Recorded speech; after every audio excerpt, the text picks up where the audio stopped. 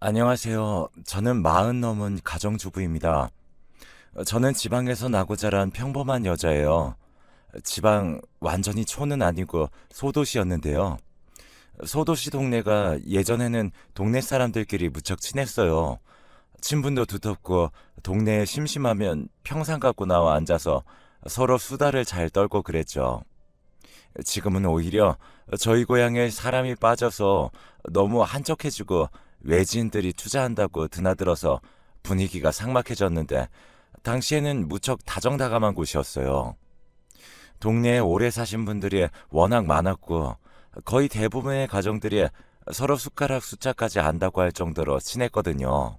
좁은 골목길에 마주보고선 집에서 살고 여름에는 골목에서 고추를 말리거나 호박 씨며 땅콩을 먹으며 이야기를 나누고 겨울에는 제일 방이 크고 TV가 큰 집으로 들어가 같이 차 한 잔씩 마시는 게 생활이었어요. 당시 특히 저희 집하고 앞집 옆집이 무척 친했는데요. 저희 엄마하고 그 집 아주머니들이 모두 서로 친분이 두터웠어요. 저희 엄마가 무슨 일이라도 생겨서 집을 비워야 할 때는 앞집이나 옆집에 저와 동생을 맡기고 앞집과 옆집도 마찬가지였죠. 저희는 저와 남동생인 남매였고 앞집은 딸 하나, 옆집은 아들 둘이었어요. 앞집 딸은 저보다 어렸는데 어릴 때부터 같이 뛰다니며 자라서 무척 친했어요. 나이는 2살 어렸지만 그냥 친구라고 봐도 무방할 정도의 관계였죠. 옆집 첫째 아들은 저와 동갑이었고 둘째 아들은 저보다 1살 어렸고요. 세 집 중 어디도 이사하지 않은 채로 저희는 태어나서부터 쭉 거기서 살았어요. 겨우 아장아장 걸음마를 시작할 때도 함께였고 초등학교에 들어갈 때도 중학교와 고등학교를 거칠 때까지도 함께였죠. 옆집 첫째 아들은 공부를 참 잘했는데 저도 뭐 성적이 많이 뒤지진 않았어요. 약간의 선의의 경쟁자 같은 관계랄까요? 작은 도시라 학원 많이 다니는 아이들이 별로 없었고 다녀봐야 하나 정도였어요.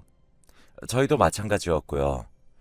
독서실도 그리 많지 않아 비슷한 학년이었던 저희는 다 같이 학원과 독서실을 다니곤 했죠. 저희 동생, 옆집 형제, 앞집 딸까지요. 야, 우리 떡볶이 먹고 갈래? 그러자 핫도그도. 좋지. 핫도그 좋지. 누나, 나 오뎅도 사줘. 나 용돈 다 떨어졌어. 용돈 그저께 받았잖아. 그 사이에 대체 뭘 샀길래 다 써? 매일 이런 식이었죠. 독서실 앞에 모여서 같이 이야기하다가 분식집에 들러 같이 야식을 먹고 집으로 돌아가곤 했어요. 독서실에서 집에 오는 사이에 있는 작은 분식집 아주머니도 저희를 다 아실 정도로 저희는 같이 몰려다니곤 했어요. 그러다 저하고 옆집 첫째 아들은 같이 수능을 쳤고 놀랍게도 대학도 같은 곳으로 합격하게 되었어요. 전공은 달랐는데 저희들이 같이 서로 괜찮은 대학에 합격하니까 동네에선 다들 기뻐했죠. 대신 공부를 좀 잘하는 편은 아니었던 앞집 딸하고 옆집 둘째 아들은 난감한 얼굴이 되었지만요. 저희 남동생도 마찬가지고요. 아, 예, 잘 됐다. 그래도 둘이 같은 대학에 진학하니까 서로 의지는 되겠구나. 그래, 그렇잖아도 하숙집 알아봤는데 좋은 곳 있더라. 1층은 남자애들 방이고 2층은 여자아이들 방인 곳이 있어. 거기로 해야겠더라. 부모님들은 서로 상의하신 끝에 서울에 하숙집을 잡아주셨어요. 가정집에서 하는 하숙집치고는 꽤 큰 곳이었는데 당시에는 이런 하숙집이 학교 앞에 몇 군데 남아 있었죠. 지금은 거의 원룸이나 고시원으로 바뀐 것 같지만요. 그래서 어쨌든 우리는 하숙집에 같이 들어가게 되었습니다.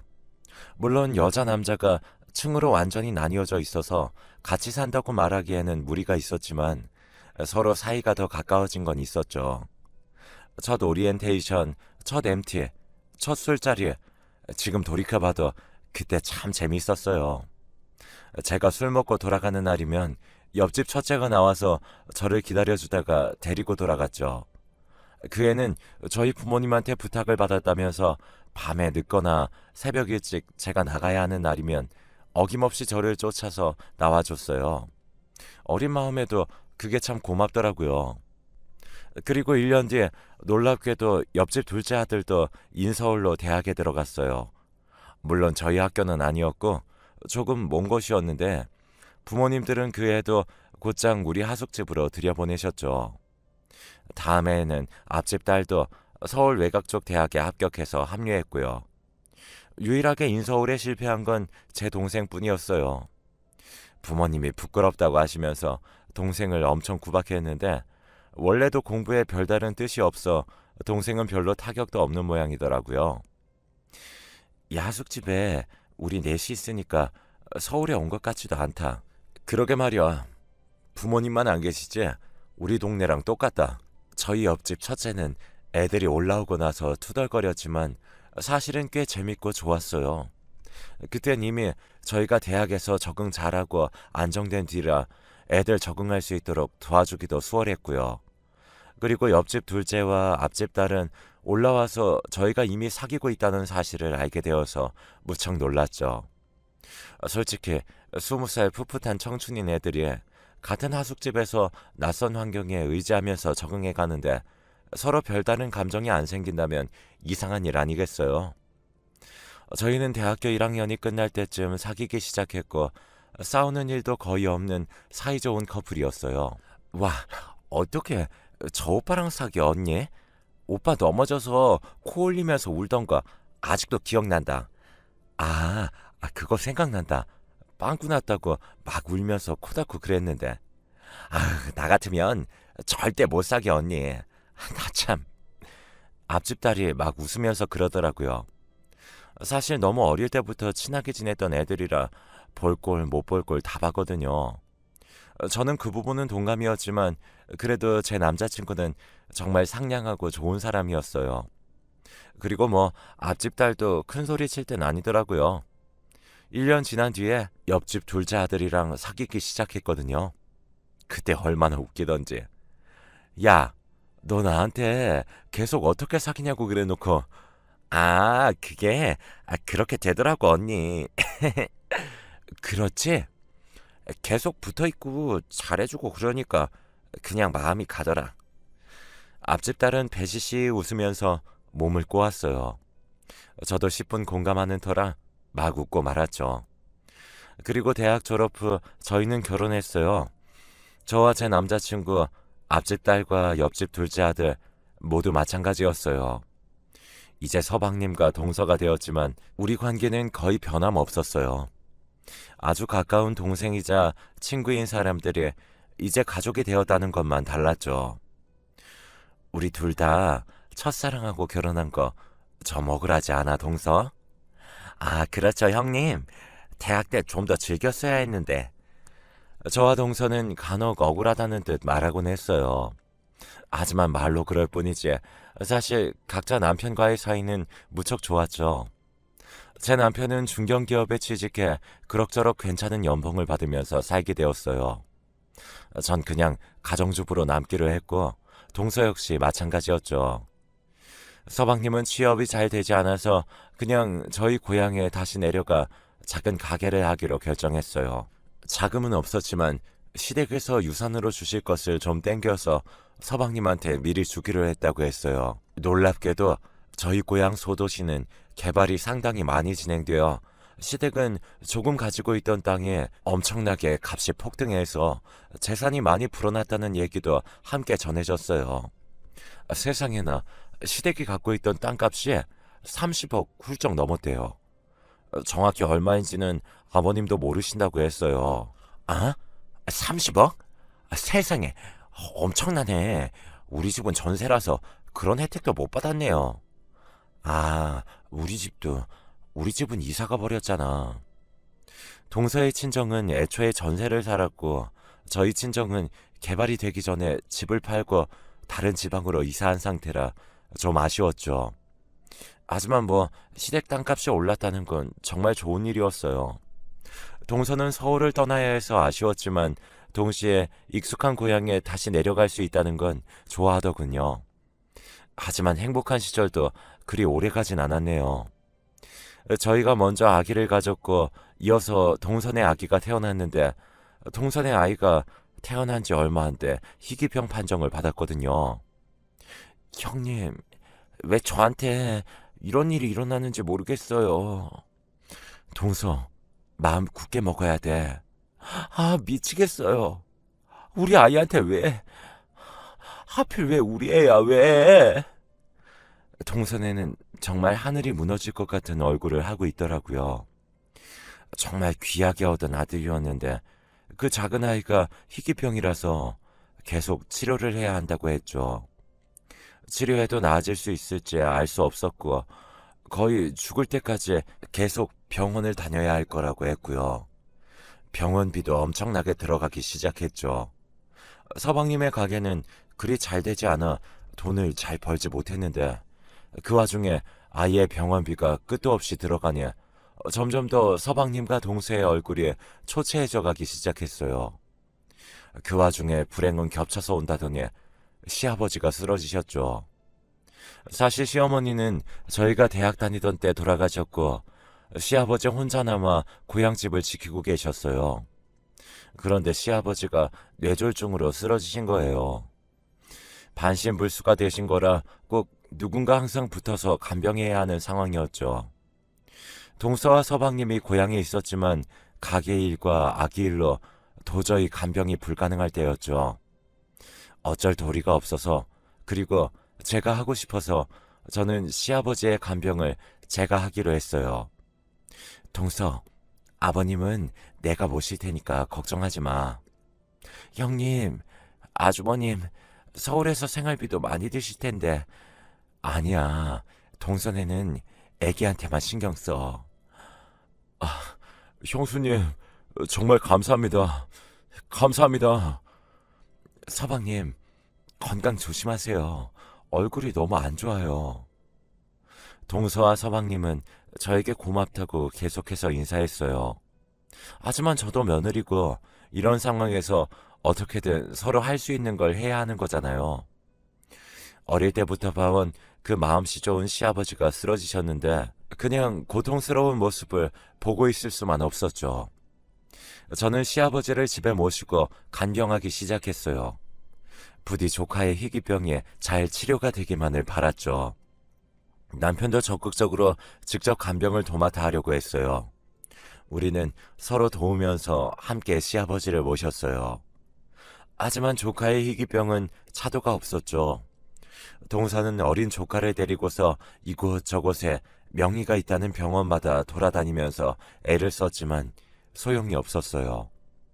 서방님의 가게는 계속 운용이 잘 되지 않았고 그래서 두 사람 모두 무척 스트레스를 받았던 모양이에요.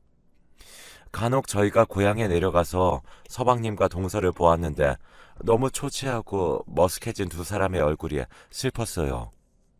어린 시절 그렇게 명랑하고 반짝이던 얼굴들이 지쳐 있었으니까요. 동서는 제 얼굴을 보면 항상 면목 없다는 듯이 고개를 숙이곤 했어요. 죄송해요, 형님. 제가 뭐라도 해야 하는데 도움이 영 안 되네요. 무슨 소리야. 가족인데 서로 할 수 있는 걸 하면서 살면 되지. 그럼 되는 거야. 어릴 땐 이 골목에 살면서 정말 즐거웠는데 어쩌다 이렇게 되었는지 모르겠어요. 제가 동서의 손을 잡고 위로하고 있으면 아직 어린 조카가 뒤뚱거리면서 절 당기기도 했어요. 아기들의 피부는 무척 보드랍고 따뜻하죠. 게다가 조카는 정말 귀엽게 생겨서 어쩌다 이렇게 예쁜 아이가 희귀병인 건지 안타까웠어요.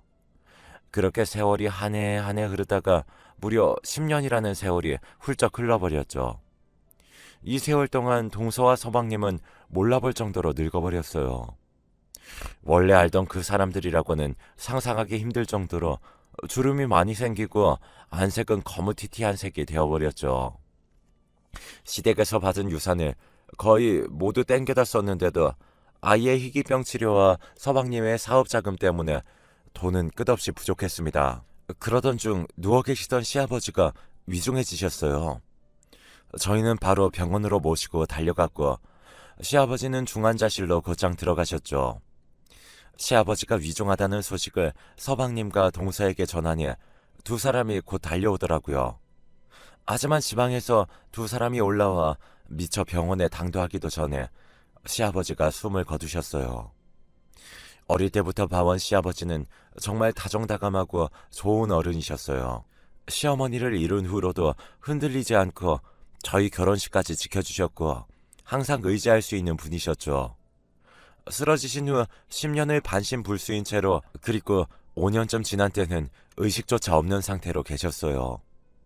그 삶이 너무 슬프고 서러워서 저희는 하염없이 울면서 장례식을 치러냈죠. 뒤늦게 도착한 서방님과 동서 역시 마찬가지였어요. 그리고 시아버지가 돌아가시고 난 후 저희는 저희 앞으로 상속받게 된 재산을 알게 되었어요. 남편이 서류를 정리하러 갔다가 당황해서 돌아오더라고요. 저는 그때 저녁 준비를 하고 있었는데 남편이 서둘러 들어오더니 제 손을 잡고 식탁에 앉혔어요. 왜 여보? 우리 상속받는 거 알아봤는데 말이야. 근데 17억이야. 뭐? 저는 너무 놀라서 눈을 깜빡거렸어요. 아니, 많을 거라는 건 알았지만 17억이라니 진짜 상상도 못한 금액이었거든요. 저희는 그럭저럭 괜찮게 살긴 했지만 아직 집도 마련하지 못한 상태였어요. 시아버지 간병하느라 돈이 드는 것도 무시 못할 정도였고 아이도 둘이나 있었으니까요. 이 돈이면 우리 집 살 수 있게 됐잖아. 살 수 있고 말고 크고 좋은 아파트 살 수 있지. 더 살기 좋은 곳 말이야. 남편이 무척 기뻐했어요. 그동안 시아버지 간병을 제가 10년이나 하는 것에 대해 남편이 무척 미안해했거든요. 드디어 저한테 뭔가 해줄 수 있다고 느꼈는지 남편은 많이 기뻐했어요. 저도 물론 기뻤어요. 그래서 그날은 기분 좋게 아이들 데리고 남편과 같이 외식도 하러 나가고 돌아가신 시아버지에 대해 추억하면서 서로 조금 슬퍼도 하고 우리의 앞날에 대해 조금 기뻐하기도 했죠. 그런데 그 다음날 동수한테서 연락이 왔어요. 형님, 혹시 모레 저희 잠깐 형님 댁에 머물 수 있을까요? 모레? 왜? 형님 댁 근처 병원에 우리 애 봐주실 수 있는 의사분이 계시다고 했어요. 아, 그래. 얼마든지 와. 동서는 여전히 조카를 낳게 할 수 있다는 희망을 잃지 않고 여기저기 명의를 찾아다니곤 했어요. 한 병원에서 계속 진료를 보긴 했지만 그래도 좋은 명의가 있다고 하면 일단 가보긴 했죠. 저희 집 근처에 큰 병원이 하나 생겼는데 거기 잘 버는 의사가 있다는 모양이었어요. 그리고 이틀 뒤에 온 동선, 정말 피죽도 못 얻어먹은 사람처럼 피골이 상접해 있었죠. 제가 놀라서 왜 이렇게 말랐냐고 물어봤지만 동선은 웃으면서 고개를 저을 뿐이었어요. 에이, 아니에요, 형님. 별일 아니에요. 아유, 뭐가 별일 아니야. 뭐 문제 있는 거 아니야? 왜 그래? 진짜 별일 아니에요. 계속 대답하지 않으려는 동서를 달래고 구슬려서 간신히 말을 들을 수가 있었어요. 서방님의 가게는 그동안 계속 위태로웠는데 최근 몇 달간 더 급격하게 좋지 않아졌다고 하더군요. 그러다 서방님이 일하다 쓰러지기까지 했다고요. 간신히 의식은 차렸지만 몸에 심각한 문제가 있어 병원에 꾸준히 다녀야 한다는 진단을 받았다고 했어요. 지금 집안에서 간신히 움직이기만 한다고 일에 복귀는 최소한 몇 년간은 거의 불가능하다고요. 게다가 조카가 계속 진료 가는 대형 병원에서는 수술을 해야 한다고 했다고, 그게 무서워서 또 다른 병원을 찾게 된 거라고 하는데 동서는 그 말을 하며 울었고 저도 동서의 손을 잡고 울었어요. 영문 모르는 조카는 해맑게 저희 아이들과 함께 놀고 있었죠. 저렇게 아무것도 모르는 어린 것이 치료도 받지 못한 채 언제 죽을지 모르는 상황에 놓이다니요. 그리고 다음날 동서는 아이를 병원에 데려가서 진료를 본 다음 고향으로 내려갔어요. 저는 멍하니 식탁 앞에 앉아서 한참이나 고민했어요. 엄마, 왜 그래? 아니야, 아무것도. 아이들이 제 무릎에 매달렸다가 재미없다는 듯이 다른 방에 뛰어가서 놀기 시작했죠. 자리에 누워있던 할아버지가 돌아가시고 나서 아이들은 처음엔 그리워서 울다가도 곧 괜찮아졌어요. 할아버지 계시던 방이 치워지고 나니까 아이들은 그곳을 놀이방으로 쓰면서 즐겁게 놀았죠. 집을 산다면 우리 아이들이 정말 신나게 놀 수 있겠지. 나중에 커서도 애들이 여유롭게 대학 가고 여유롭게 생활도 하고. 저는 고민스러웠어요. 그러던 차에 남편이 퇴근해서 돌아오더군요. 남편도 동서가 다녀간 것은 당연히 알고 있었죠. 재수 씨 벌써 갔어? 치킨 사왔는데 같이 먹고 가라고 하지. 아, 많이 사왔네. 당연히 먹고 내려갈 거라고 생각했거든. 그리고 당신도 피곤할 거 아니야. 돌볼 애가 셋이었으니. 남편은 잔뜩 사온 치킨을 내려두고 아쉬운 얼굴을 했어요. 저는 아직 따끈따끈한 치킨 박스를 열면서 저도 모르게 웃어버렸네요. 남편은 항상 이런 사람이었어요. 동서는 저희 집에 오면 제가 좀 쉬라고 항상 방으로 밀어넣은 후 제가 조카와 저희 아이들까지 셋을 케어하는 게 보통이었죠. 그걸 남편은 아주 잘 알아서 꼭 동서가 다녀갈 때에는 치킨을 사왔어요. 저는 아이들과 남편과 둘러앉아서 치킨을 뜯어 먹다가 문득 말을 꺼냈어요. 여보, 요즘 서방님 사업이 안 좋은가 봐. 그래. 그래도 몇 년 전에는 조금 낫다고 이야기 들었는데 요즘 그렇대? 동서 얼굴이 정말 말이 아니더라고. 어쩌나 서방님네는 유산 받은 거 벌써 다 땡겨 쓰셨잖아. 그치? 그렇지. 아버지 생전에 다 중요해 주셔가지고. 게다가 지금 동선에 수술하라는 말 나왔대. 서방님도 지금 몸이 안 좋아서 일 복귀가 힘들지도 모르는데 어쩌나? 남편은 한숨을 쉬었어요. 저는 여전히 말을 꺼내기가 망설여졌지만 그래도 말을 해야 했죠. 여보, 우리 유산 받은 거 말이야. 17억이잖아. 그렇지. 그거 동선해 주자. 뭐? 남편은 눈을 휘둥그렇게 떴어요. 저는 치킨만 내려다보며 말했죠. 17억. 우린 사실 있어도 그만, 없어도 그만이잖아. 우리 전세 살긴 해도 먹고 사는 데는 문제 없고. 아, 그건 그렇지만 그래도 동선에 수술하려면 돈 엄청나게 든대. 지금 건강보험도 안 되는 수술이라서. 하지만 당신은 괜찮은 거야? 남편이 걱정스럽게 말하더군요.